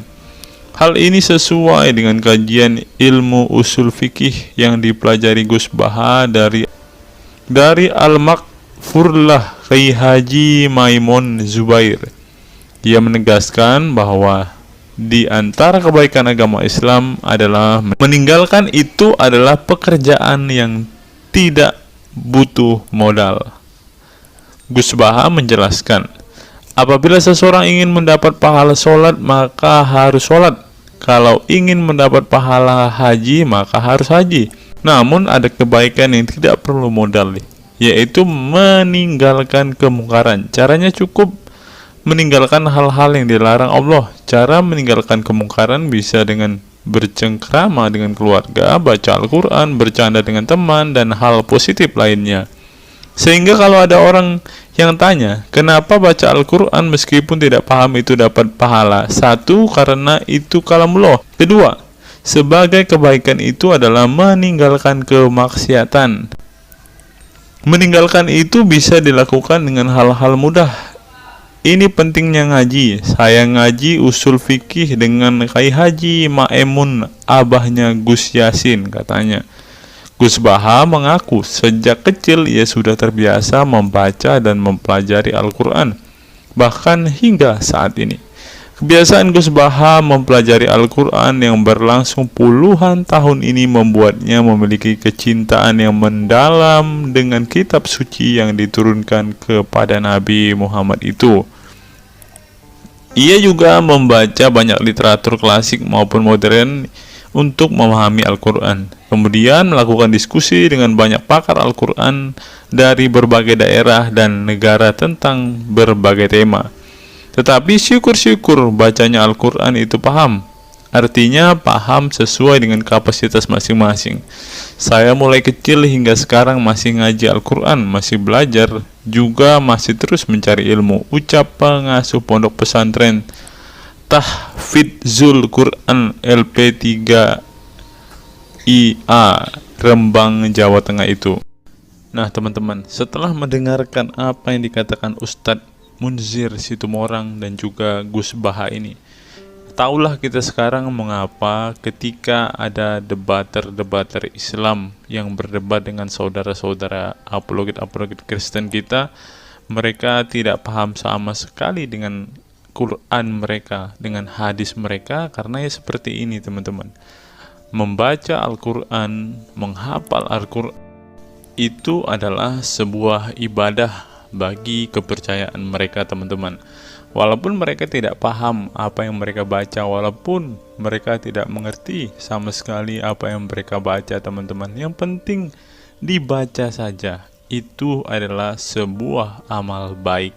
Nah teman-teman, kita belajar bahwa ketika apologet Kristen berdebat dengan para apologet Islam atau dengan para polemikus Muslim, inilah yang terjadi teman-teman. Mereka tidak paham sama sekali ketika mereka ditanya isi hadis dan Qur'annya. Karena pada intinya atau pada kenyataannya, seperti pengakuan dua ustadz ini tadi, bahwa memang benar umat muslim itu hanya senang membaca, hanya suka membaca, hanya suka mengimani, tetapi tidak paham sama sekali dengan apa yang mereka baca dan imani teman-teman. Sebagai contoh teman-teman, kita kalau melihat perdebatan antara Gurunda Zuma dengan apologet-apologet Kristen ya, ketika Zuma ditanyakan ayat-ayat Al-Quran atau hadis-hadisnya, Zuma pasti tidak pernah menjelaskan ayat dan hadis itu teman-teman. Alasannya ya kita tahu ya, sekarang ternyata memang Zuma pun ternyata hanya hafal, hanya suka membaca, tetapi tidak paham dan tidak mengerti sama sekali dengan apa yang mereka baca dan hafalkan teman-teman. Ya, jadi kita bisa ambil kesimpulan bahwa orang-orang model seperti ini sama seperti keledai di Indonesia, seperti yang diungkapkan oleh Ustadz Munzir Situmorang tadi teman-teman.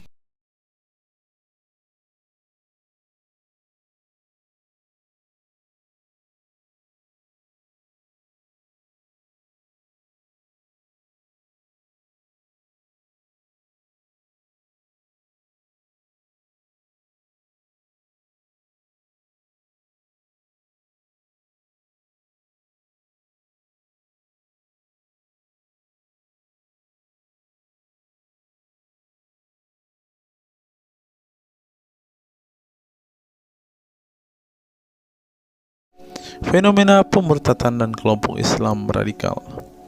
Sejumlah sarjana Islam mengemukakan hukuman seorang murtad adalah hak prerogatif Tuhan, bukan wewenang manusia. Masalah pemurtadan selalu menjadi isu penting dalam sejarah wacana keislaman. Dalam Islam, tindakan atau sikap seseorang muslim meninggalkan agama Islam, baik dengan perkataan maupun dengan perbuatan, disebut dengan ridah atau irtidad dalam bahasa Arab. Dan orang muslim yang melakukan tindakan ini disebut murtad. Nah, seperti yang dikatakan oleh Yakut tadi teman-teman, dengan mengatakan toa itu seperti gonggongan anjing, dia sudah murtad teman-teman. Itulah sebabnya saudara-saudara muslim menganjurkan dia untuk istighfar dan mengucapkan 2 kalimat syahadat kembali. Lanjut. Seorang dikatakan murtad belum tentu mereka pindah atau konversi ke agama baru.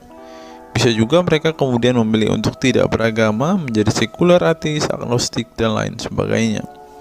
Masalah pemurtadan ini bukan hanya diskursus dan fenomena eksklusif dalam Islam saja, tetapi juga dalam agama-agama lain ya. Ada banyak pendapat di kalangan sarjana muslim tentang status ridah dan bagaimana seharusnya memperlakukan seorang murtad. Ada yang berpendapat ridah adalah masalah kepolitikan, bukan masalah teologi keagamaan, sehingga orang yang keluar dari Islam murtad tidak perlu dikenai hukuman apapun, termasuk hukuman pembunuhan. Karena itu akan bertentangan dengan doktrin Islam dan Al-Quran yang menggaransi kebebasan bagi seseorang untuk beriman dan beragama atau tidak beriman dan tidak beragama. Bagi mereka, sejarah hukuman pembunuhan bagi orang-orang yang keluar dari Islam lebih mengacu pada fenomena dan alasan sosial politik belaka. Dengan kata lain, kata murtad bagi mereka mengacu pada pengertian pembangkangan politik ketimbang pemberontakan teologis. Tak ada konsensus mengenainya. Tetapi ada pula yang berargumen bahwa masalah pemurtadan adalah masalah teologi keagamaan, sehingga orang yang mendeklarasikan diri keluar dari Islam harus dihukum bunuh seperti yang dipraktikkan oleh generasi Islam pasca wafatnya Nabi Muhammad.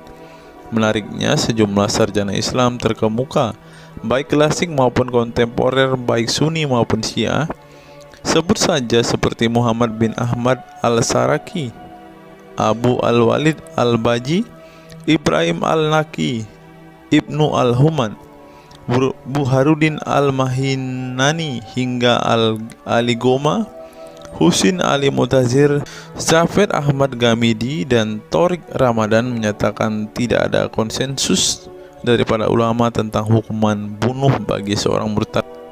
Mereka juga menegaskan bahwa hukuman seorang murtad adalah hak prerogatif Tuhan, bukan wewenang manusia. Nah, sekarang kalau kita melihat ada seorang ustadz mengatakan, siapa namanya itu, Abdul Somad bilang, Bagi yang murtad darahnya halal. Nah, gimana ya dengan Abdul Somad ini teman-teman? Dia sudah tidak menghidupi apa yang diajarkan oleh pendahulu-pendahulunya teman-teman. Lanjut, masalah sejarah dan fenomena pemurtadan dalam Islam ini dengan baik dikupas oleh Abdullah Said dalam Freedom of Religion, Apostasy and Islam, atau Taha Jabir Al-Wani dalam Apostasy in Islam, A Historical and Scriptural Analysis. Tulisanku ini tak bermaksud membahas secara lebih dalam dan detail tentang pemurtadan ini, tetapi ingin menyajikan sejumlah fenomena pemurtadan di kalangan masyarakat Islam kontemporer, di mana banyak orang-orang yang memilih keluar dari Islam bukan lantaran menghadapi peliknya masalah teologi keislaman misalnya, melainkan dikarenakan telah muak menyaksikan perilaku Islam itu sendiri, khususnya kalangan muslim ekstremis. Nah, ini juga yang buat saudara-saudara kita muslim murtad teman-teman. Nggak tahu ya Abdul Somad termasuk orang yang Islam atau muslim yang ekstremis atau enggak ya, karena dia bilang siapa yang murtad darahnya halal. Bisa jadi Somad salah satu Islam ekstremis. Berikutnya, faktor trauma. Bagi kelompok Islam militan konservatif, pemurtadan adalah tindakan haram dan kaum murtad harus dibunuh. Tetapi mereka tidak menyadari bahwa banyak kaum Islam yang memilih menjadi murtad justru karena mereka trauma dengan perilaku brutal kelompok radikal Islam itu sendiri. Lihat misalnya penuturan sejumlah mantan muslim dalam buku Living Islam, Apostate Speak Out, yang diedit oleh Ibnu Warak, nama samaran seorang pensiunan Islam kelahiran Rajkot, India.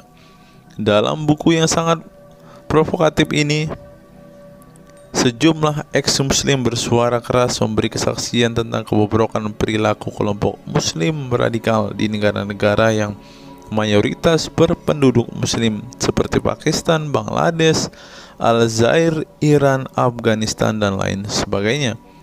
Para penulis buku ini sebelumnya merupakan para sarjana aktivis muslim yang taat saleh sampai akhirnya mereka menyaksikan momen-momen mengerikan dalam hidup mereka hingga akhirnya mereka menyatakan goodbye pada Islam. Lihat teman-teman, mereka ini adalah saksi keekstriman Islam teman-teman. Kini mereka memilih menjadi Kristen, agnostik, ateis, humanis, sekularis, free thinker, dan lain sebagainya. Setelah mendeklarasikan dari emoh pada Islam, mereka kemudian pada umumnya memilih tinggal di Barat, khususnya Amerika Serikat, Kanada, Eropa Barat, dan Australia. Karena kalau mereka tinggal di Arab ya pasti dipenggal teman-teman. Sebagai suaka baru mereka dengan pertimbangan satu, masalah ketidakamanan jika mereka tinggal di negara asal mereka, sebab seorang yang pindah agama dihukumi murtad dan mereka itu bisa dibunuh. Nah, benar apa yang saya katakan tadi kan teman-teman. Yang kedua, lantaran di Barat ada jaminan soal kebebasan beragama. Nah, kalau di negara asal mereka hanya satu agama teman-teman. Kalau mau meluk agama lain ya siap-siap dipenggal karena darahnya halal. Inilah ajaran Islam yang asli. Berikutnya, buku yang ditulis oleh kaum murtad ini penting untuk disimak sebagai kritik tajam atas tindakan radikalisme agama yang dilakukan oleh, meminjam istilah Muhammad Said Asmani, kelompok ekstrim yang sering menebarkan kekerasan dan kebencian dalam menyampaikan pesan-pesan keagamaan tanpa disadari bahwa perilaku sadis dan barbar mereka telah menyebabkan sebagian umat Islam frustasi dan kehilangan kepercayaan terhadap agama mereka, kemudian memilih hengkang dari Islam.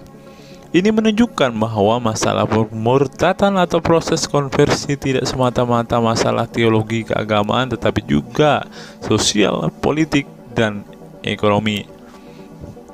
Itulah yang dialami Ibnu Warok, Ali Sina, Anwar Saik, Faisal Muhammad, Serek Malik, Samia Libini, Abul Qasem, dan masih banyak lagi. Semula mereka adalah para pemeluk Islam saleh yang kemudian memilih keluar dari agama ini setelah mereka mengalami dan menyaksikan peristiwa tragis dalam sejarah hidup mereka. Simak misalnya penuturan Ali Sina dalam Why I Live Islam, My Passage from Faith to Enlightenment. Ali Sina yang masih keturunan Ayatollah Iran ini menuturkan pengalaman getir hidupnya menyaksikan serangkaian horor di negaranya Iran. Dia mengatakan sejak Ayatollah Khomeini berhasil menggulingkan diktator Shah Reza Pahlavi pada tahun 1979, segera ia mengganti ideologi sekuler negara dengan ideologi Islami yang tunduk sepenuhnya pada otoritas Khomeini. Masih menurut Ali Sina, alih-alih ingin menegakkan kedaulatan dalam praktiknya, yang terjadi justru penegak kedaulatan Khomeini, di mana melalui agen rahasianya yang bernama Saza Mene Ate Laat Fa Amniate Keskharar, yang disingkat Sefak, dia dan para pendukungnya menghancurkan siapapun yang tidak mau tunduk pada otoritas politik keagamaannya, termasuk bekas sekutunya. Maka pada saat Imam Khomeini berkuasa, kata Sina, nyawa pun menjadi sangat murah. Ribuan orang Irak dibunuh sebagai efek perang teluk antara Iran-Irak. Ribuan pengikut Bahai Faith disiksa dengan tuduhan murtad, dan ribuan penduduk Iran yang menolak otoritas politik dan agama sang imam dipenjara. Nasib kaum perempuan lebih tragis lagi. Sebelum dibunuh, mereka diperkosa oleh tentara syariat dengan alasan sebagai imbalan pembangkangan kepada sang ayatollah sekaligus tiket menuju surga. Oh, ngeri teman-teman, tiket menuju surga. Peristiwa tragis semasa rezim Khomeini ini membuat Ali Sina trauma dan kehilangan kepercayaan terhadap Islam sehingga ia memilih murtad. Sekarang ia mendirikan Faith Freedom Foundation untuk mengadvokasi orang-orang yang ingin meninggalkan Islam. Selain Ali Sina, pengalaman getir juga dialami oleh Abul Qasem Bangladesh, Serek Malik Pakistan, Anwar Saik Pakistan Bertain, Nadia dari Maroko, Samia Libina dari Tunisia, Azad dari India, dan masih banyak lagi.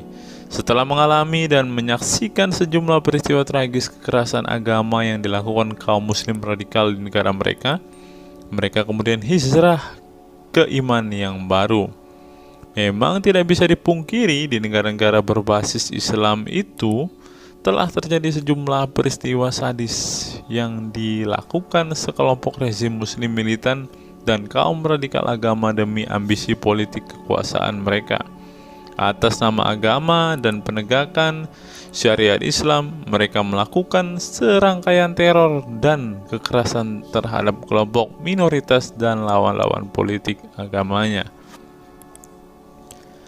Penulis perempuan Mesir Bad Yeor telah menunjukkan dengan baik sebagian dari sejarah gelap radikalisme kelompok militan konservatif terhadap kaum minoritas ini dalam buku The Decline of Eastern Christianity Under Islam From Jihad to Dhimmitud. Dalam buku ini, dia berpendapat bahwa konsep dhimmi, khususnya Kristen dan Yahudi yang secara literal mengacu pada definisi protected people, orang-orang yang dilindungi, dalam realitasnya justru menjadi atau menjadi kelompok yang diperas, dieksploitasi karena di samping dipaksa membayar pajak pada pemerintah, mereka tidak pernah menikmati hak-hak sipil sebagai warga negara. Di negara-negara berbasis syariat Islam, mereka memang menjadi warga negara kelas 2, kalau bukan malah tidak berkelas lagi. Wah. Tidak hanya non-muslim saja, kaum muslim yang kebetulan berseberangan dengan ideologi dan aliran keagamaan rezim penguasa, baik rezim Sunni maupun Syiah, juga mendapat perlakuan kejam dan diskriminatif. Sebagian dari kaum muslim yang dizolimi oleh rezim Islam ekstrem ini masih bertahan memeluk Islam. Tetapi sebagian lain lebih memilih kabur ke negeri lain dan emoh memeluk Islam lagi.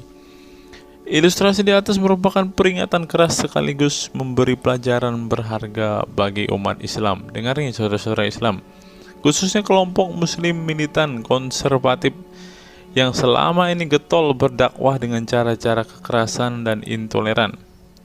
Perilaku brutal dan aksi-aksi kekerasan yang mereka lakukan tidak hanya menyebabkan simpati publik terhadap kaum muslim merosot atau melorotnya tingkat kepercayaan publik terhadap Islam sebagai agama damai, toleran, pluralis, dan rahmatan lil alamin.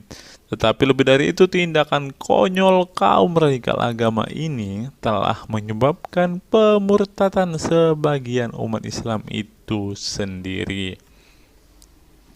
Kedepan kaum muslim harus menebarkan Islam dengan cara-cara damai, santun, dan toleran, bukan dengan tindakan keras, kasar, dan intoleran yang justru merugikan Islam dan kaum muslim itu sendiri. Jika memang Islam itu agama rahmat bagi alam semesta, maka buktikan itu dengan tindakan nyata. Wallahu alam bishawab. Nah, itulah fakta-fakta yang bisa saya sampaikan pada kesempatan hari ini, teman-teman. Kiranya fakta-fakta ini dapat membuat kita semua sebagai umat Kristen semakin bersemangat berdoa, terlebih memberitakan Injil kepada saudara-saudara muslim kita yang benar-benar rindu, yang benar-benar ingin dan haus mendengarkan kabar baik, teman-teman. Karena Alkitab memang mengatakan ada orang-orang yang hatinya sudah tertutup untuk Injil dan mereka tidak akan pernah mendengarkan kabar baik itu. Bagi saudara-saudara muslimku, segeralah murtad, karena sesuai dengan apa yang kita bacakan hari ini, banyak sekali fakta-fakta yang di luar nalar yang bisa menjadi alasan kalian untuk meninggalkan agama Islam. Apa pendapat teman-teman setelah menyimak video ini? Silahkan tuliskan komentar waras teman-teman di kolom komentar video ini, agar banyak orang semakin waras dan semakin sadar bahwa hanya Yesuslah satu-satunya Tuhan dan Juru Selamat. Hanya Yesuslah satu-satunya yang menyediakan surga bagi setiap orang yang percaya kepadanya. Salam waras, salam sadar. Sampai bertemu di video-video kita berikutnya. God be with you all.